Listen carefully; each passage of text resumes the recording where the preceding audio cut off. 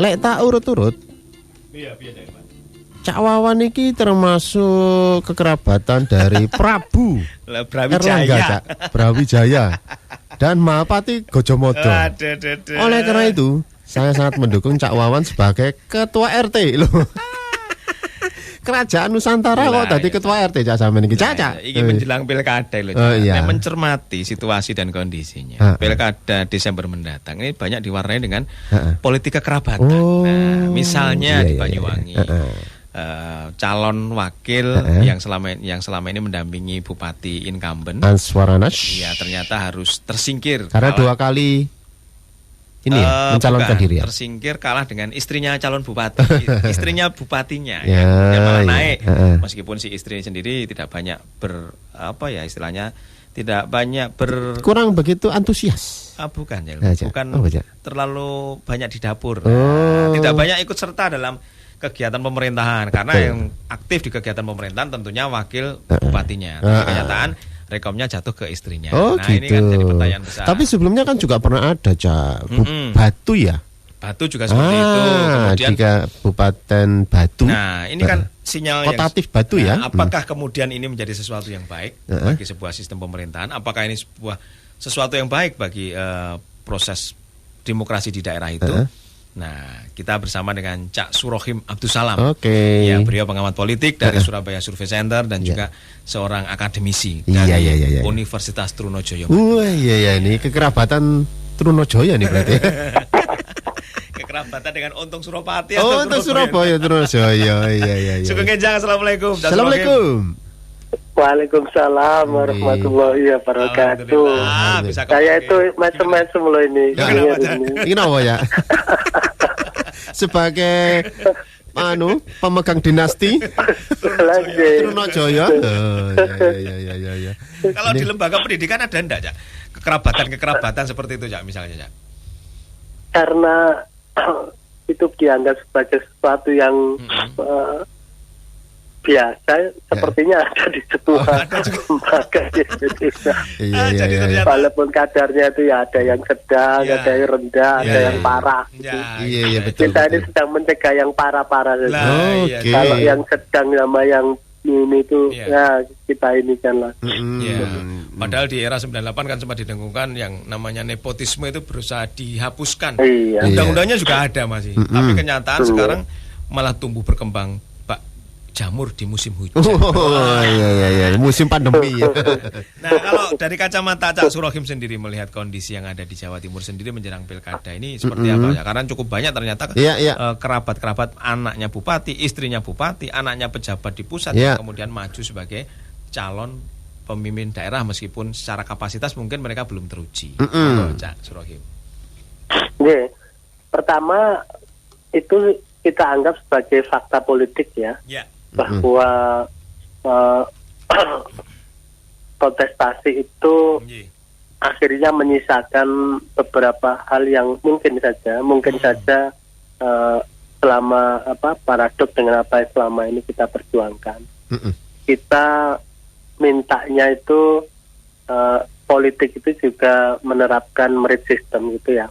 Jadi kontestasi ini diharapkan bisa membawa kesetaraan setiap warga negara. Ini teori dulu ya nih. Kesetaraan dulu bahwa setiap orang punya kesempatan yang sama untuk ikut kontes.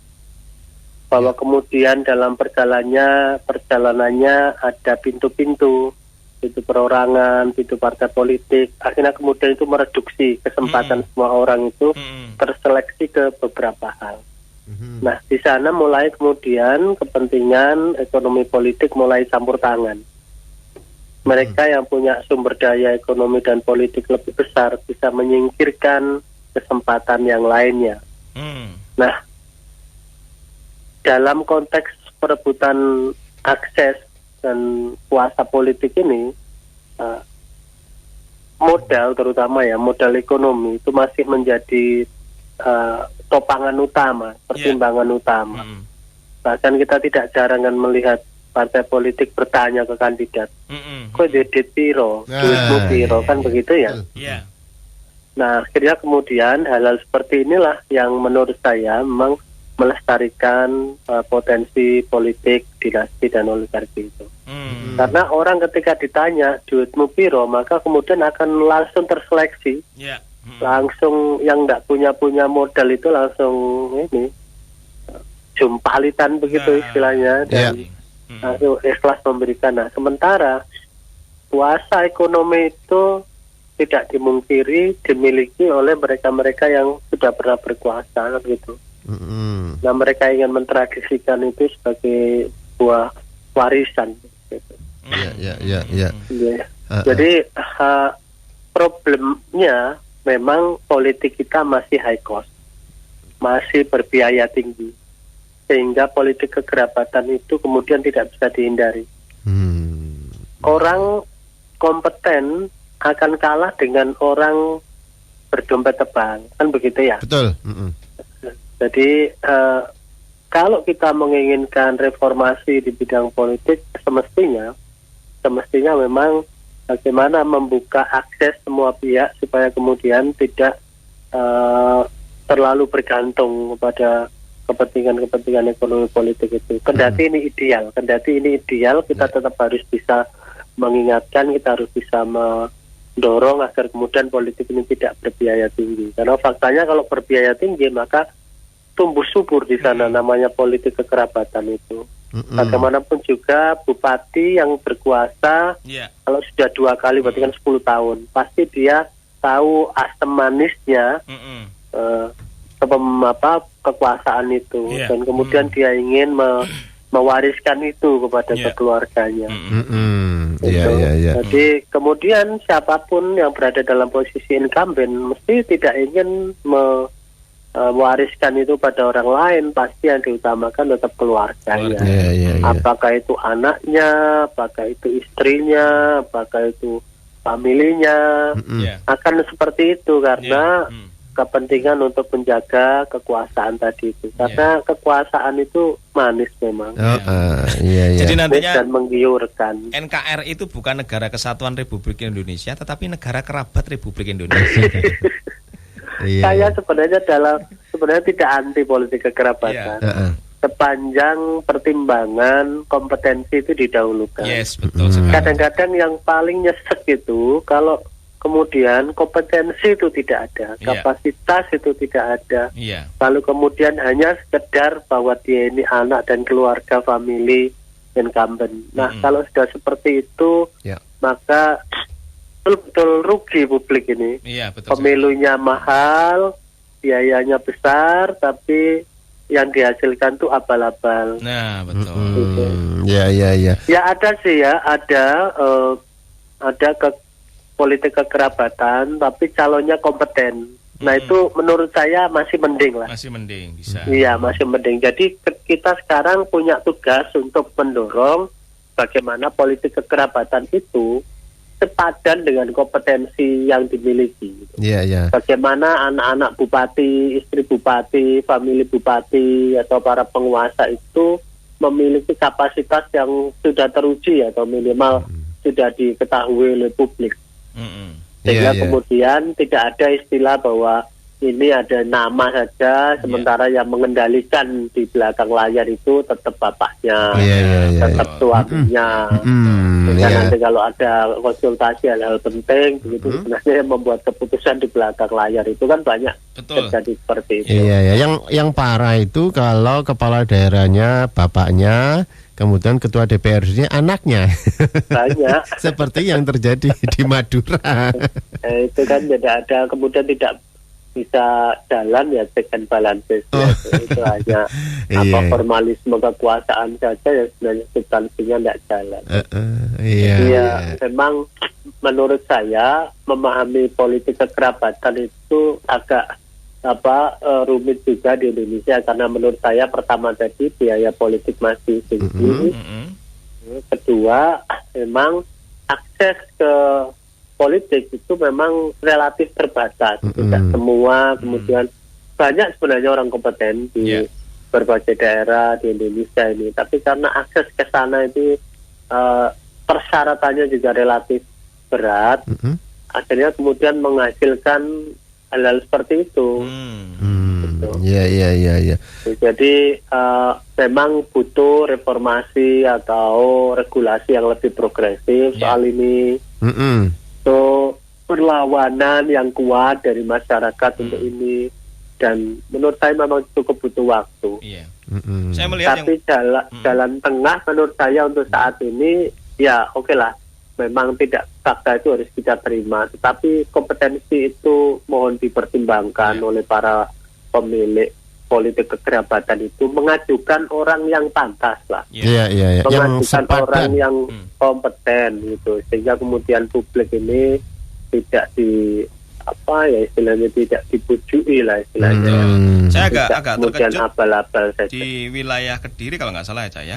Di mana calon yang muncul hanya satu, sehingga besar kemungkinan dia akan melawan kotak kosong. Nah ini kan tentunya hal yang sangat menyakitkan, karena proses untuk menuju pemilu seperti yang dikatakan Cak Surohim tadi butuh biaya yang tidak sedikit, mulai pendaftaran, persiapan ini itu dan lain sebagainya. Kalau kemudian hanya muncul satu pasangan dan kemudian itu seperti hanya dilegitimasi sesaat wes, kalau hanya muncul satu ya wes selesai. Nah itu kan tentunya aduh kok seperti ini gitu loh ya. Akhirnya kan menjadi dakon ya, politik itu kan menjadi dakon aja. Dan sebenarnya itu kritik bagi kita semuanya. Sudah negara ini mengalokasikan biaya besar, lalu kemudian mengerucut pada satu orang, dilawankan ke kotak bumbung kosong. Nah, kotak bumbung kosong itu tidak punya visi misi, dia tidak punya program. Kalau seandainya kita mau jujur, melawan kotak kosong itu sebenarnya kan menyindir diri sendiri. Kalau bahkan ada di Makassar itu ya, melawan bumbung kosong dan kalah. Nah, itu parah itu menurut saya. Karena ya gimana ya, itu sindiran yang terlalu, jadi jangan sampai orang itu terkesan memborong partai dengan motif untuk menjaga supaya tidak ada orang lain yang ikut kontes. Nah itu betul-betul salah anggap, dari salah memahami konteks politik. Jadi orang kalau ikut kontestasi mestinya ya berani melawan kontestan gitu. Jangan kemudian diborong semua partai itu lalu kemudian melawan bumbung kosong. Bumbung kosong tidak punya visi misi, dia tidak punya program, dia tidak punya kompetensi. Itu hanya sekedar perlawanan diam dari publik. Gitu. Tapi kalau televisi, ini juga kasihan televisinya menyiarkan debat terbuka. Kandidat A melawan bumbung kosong. Panelisnya Cak Surohim bingung malah. Jadi saya tanya gimana bumbung kosong, gimana aja dia. Dan kayaknya lebih apapun yang disampaikan oleh bumbung kosong kayaknya lebih menarik daripada disampaikan kandidat. Aksinya juga penuh tanda tanya. Aksi diam gitu ya. Apalagi kalau nanti bumbung kosongnya menang, Cak. Tambah ini, Cak. Perlawanan ahimsa politik India. Iya. Tapi kenapa ya Cak Surohim kok trennya ini semakin naik gitu ya, dan juga pelaksanaan pilkada di Jawa Timur ini kan kalau salah ada 19 ya. Kabupaten kota yang menggelar gitu ya. Dan rata-rata tren untuk menjadi calon kepala daerah dari dinasti ini semakin banyak gitu ya. Iya, akses itu loh ya, akses itu yang tidak setara, akses itu terlalu mahal. Dan politik jalan untuk kontestasi itu kelewat berbelit ya menurut saya. Jadi kita itu sebenarnya punya formula juga yang menarik untuk menghambat itu, yaitu melalui jalur perseorangan. Tetapi faktanya persyaratannya kan masih kelewat tinggi, memberatkan dan tidak, berat, dan tidak semua kemudian calon orang bisa memenuhi persyaratan itu.